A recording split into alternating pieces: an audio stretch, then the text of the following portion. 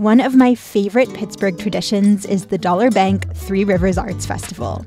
You've got 10 whole days of free art and music downtown in the Cultural District, plus some great food and drinks on site if you like a little snack while you browse the vendors. The fest runs from noon to 9 p.m., May 31st to June 9th. And this year, there's a special treat, a mobile circus troupe that mixes acrobats with a beer and food truck. I don't understand, but I can't wait to see it. Cirque Kickass will be performing at 12 p.m. and 3 p.m. on June 8th and 9th, so mark your calendars. You can learn more about the festival at trustarts.org/TRAF.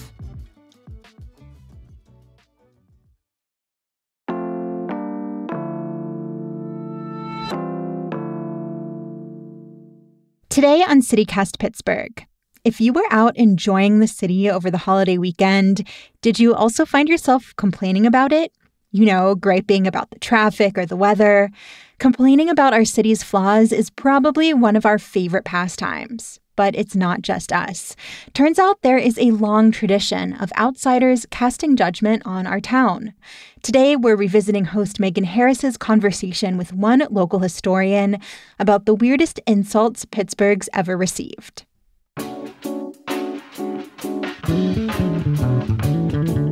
It's Tuesday, May 28th. I'm Mallory Falk, and here's what Pittsburgh's talking about.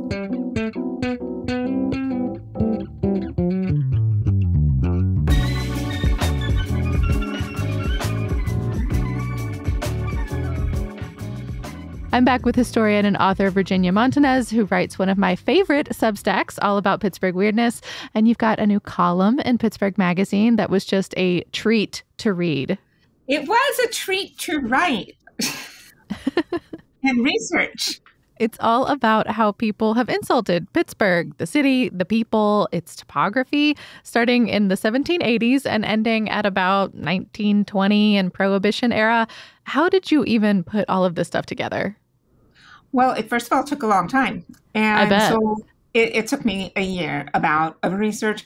But I figured, I'm going to just start to collect these things and then I'll put them together for Pittsburgh Magazine. It's a great history column. Well, I just could not stop. And they were just hilarious. And I just kept finding them and coming up with cool ways to research, like, if I was going to insult the city, what would I do? And then I would search the newspaper archives by that phrase. That was how I was finding some of the ones that others had not found. So, but that was, it took me about a year and I loved it. Do you know why people have had so much vitriol for Pittsburgh and Pittsburghers over the years? I don't want to just be like this Yinzer who's like, they're just jealous. But they are. I do think some of it was that. I think it's because Pittsburgh was always on the front edge of all progress. Even back then.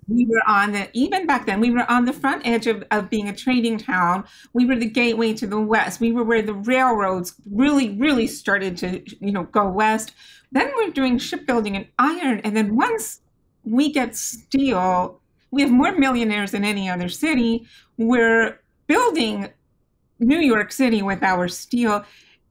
It just is so easy to take a look at the smoke and go, that is terrible. So I do think it's because we were always at the front of people's minds as progress, just being on the front. Well, you were kind enough to give us a few of these choice insults in advance. So we got our friends and colleagues here at CityCast to record themselves reading them. They're so much fun. I can't wait for you to hear. Lots of common themes here. First up, our pollution and smoke.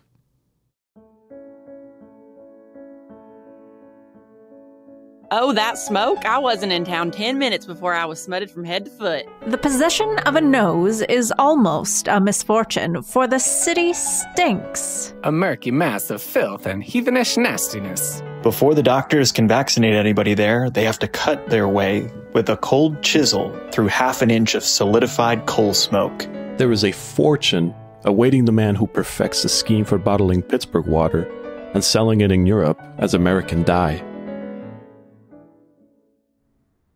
Okay, I have to say this first of all. This is a perfect illustration of making history come alive, right? Like the second you hear them, it's you can see it. You can just imagine these people, how they would sound. It's beautifully done. But yes, pollution Oh, it's going to be a common theme right up until the 1970s in insults about Pittsburgh. And obviously it's valid. It is. I mean, if you look at the old photos of the city, it is gross looking. It is like nighttime in the middle of the day in some pictures. Oh, absolutely. Depending on what the humidity was doing to hold in the smog, yeah. So, but again, I think that is sort of low-hanging fruit to go after. Well, next up, our topography. And also, again, they're not wrong. Our city is really hard to navigate if you're not used to it. Sometimes even when you are, Google can't even get it right a lot of the time. Or they try to send all of us off the bridge in a U-turn. Here we go.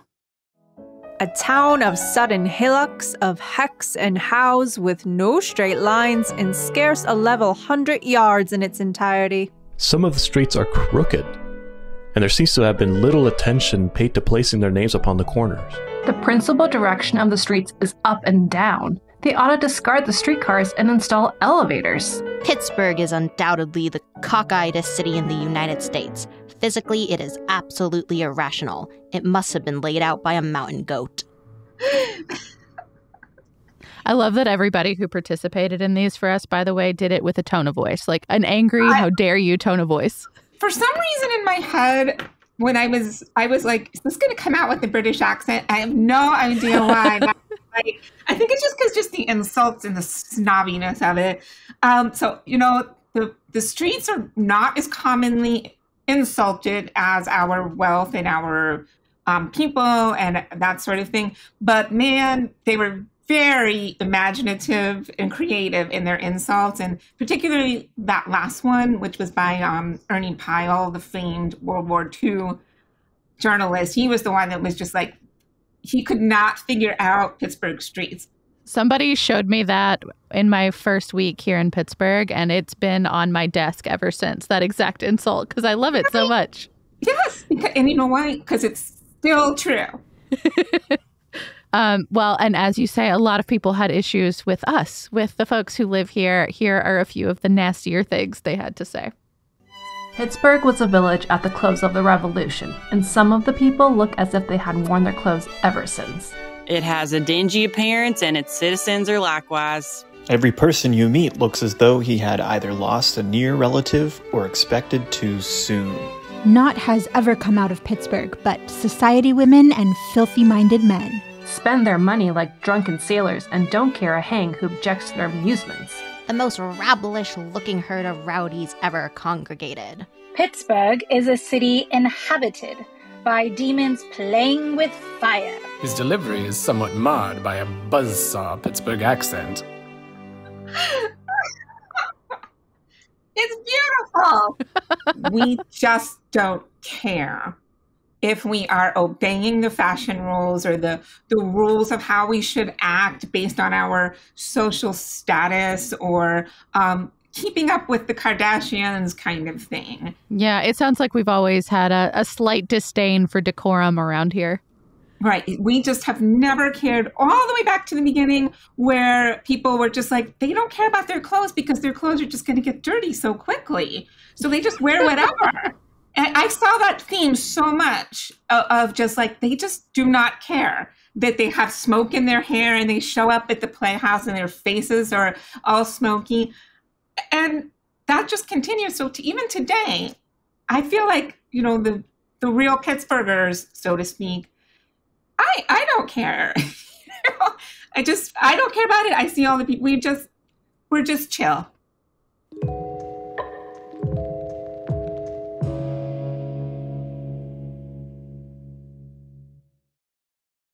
Sign up to The Economist for in-depth curated expert analysis of world events and topics ranging from business and culture to science and technology. You'll get the weekly digital edition, online-only articles, curated newsletters on politics, the markets, science, culture, and China, and full access to The Economist Podcast Plus. The Economist is independent journalism for independent thinking. Go to economist.com and get your first month free. There was a special category of Pittsburgher that a lot of outsiders specifically seem to have an issue with: wealthy people. Here's just one select quote. Pittsburgh is full of disgracefully wealthy men. disgracefully wealthy. Here's the deal. It was kind of in the mindset of the progressive era. People saw the immense wealth in Pittsburgh and they associated it with sin. Now, today, in hindsight, we can look back and see it as progress. And also we can see it as taking the natural resources that the city had and being smart and using our intelligence to create the things that built the world rather than sitting on it. And so all of that wealth starts piling up, and how soon we can forget as we look in hindsight that philanthropy, charitable giving, and the bigger picture, Pittsburgh has a huge part in that, in pushing that. Our industrialists, their names are still here because of that. You're in the Benedum building, it's the Phipps, all of these things, those names are still there because they gave them money. McGee Hospital. There's a reason we know all these names. So we have to balance that. No doubt, no doubt. Although, there was also some wealth hoarding happening. Some of those industrialists don't have the best reputation for sharing their riches with their workers. Like, that's how we got the labor movement, was born here in Pittsburgh. Right. Well, my undergraduate, paper, my capstone research was on Andrew Carnegie's philanthropy. And that he, when he gave away all of his money, he only gave 1%. His choice was to give 1% directly to the workers that earned him that wealth. Yeah. So there is that chance for us to say, well, did we agree with where if he's going to give his money away, do we agree with where he gave it? But at the same time, we were a target because there was just so much money in Pittsburgh, and it just seemed like that has to be sinful. Well, speaking of that debauchery, I think a lot of the insults you found must have come from the Prohibition era, because there's a lot of judgment, a lot of fire and brimstone, if you will. Here's a sampling. One of the worst places for drunkenness and debauchery.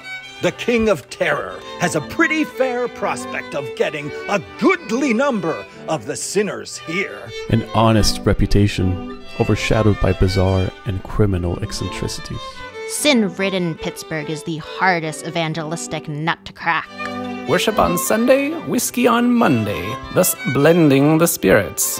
Yes, we've got prohibition in Pittsburgh, but only on paper. This city of sin, immorality, and debauchery.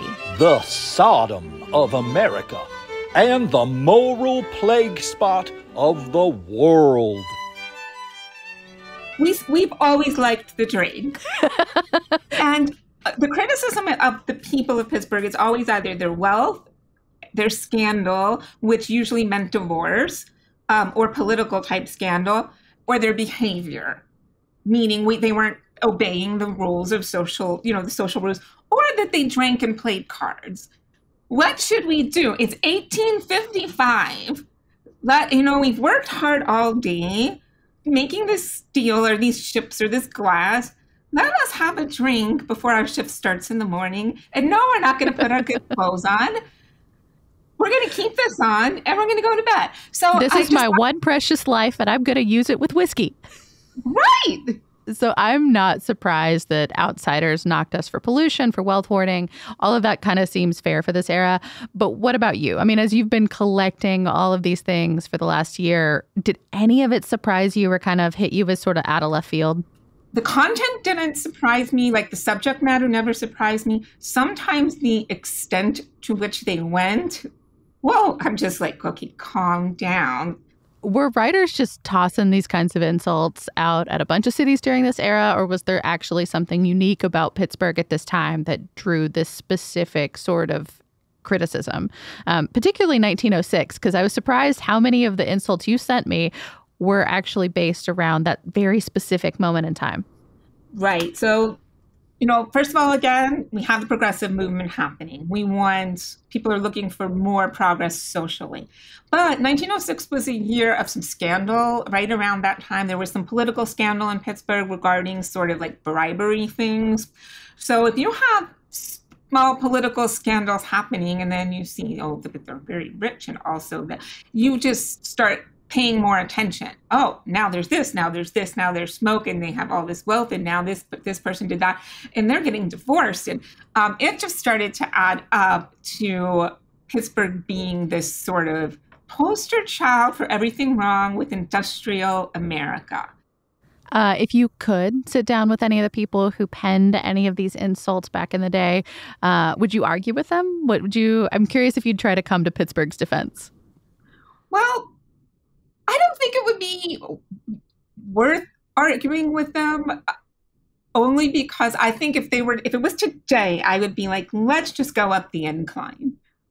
Like, I feel like that's all it would take. It's beautiful. Look at the industry. Look at this, the gleaming skyscrapers. Look at the beauty. Breathe in the air. The clean air. Right. I guess as a historian, I could just see where they were coming from in their moment. In their moment, they were making their mark on journalism. They were being sort of having this hyperbole style of writing. So I'm never one to argue with it. I'm more one to say, okay, but look at us now. Virginia Montanez is a writer, author, a historian. She's got a wonderful ongoing project about visible pieces of Pittsburgh's past called Remains to be Seen. And you can read her column for Pittsburgh Magazine online. We will put a link in our show notes and at pittsburgh.citycast.fm. Virginia, thank you so much. Thank you.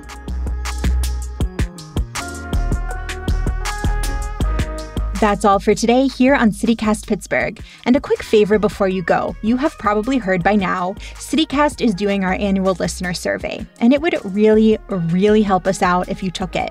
It's quick, it's painless, it's just 7 minutes. You can find it at citycast.fm/survey. And if you do fill it out, you will be eligible to win a $250 Visa gift card, plus some CityCast Pittsburgh swag. So, do it for the rewards. Even if you took the survey last year, it would still help us out so much if you took it again. So one more time, that's citycast.fm/survey. Thank you so much, and talk to you tomorrow.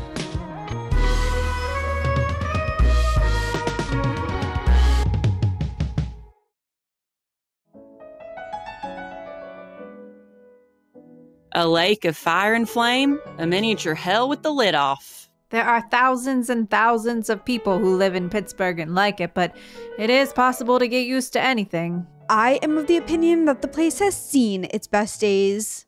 The place, I believe, will never be considerable.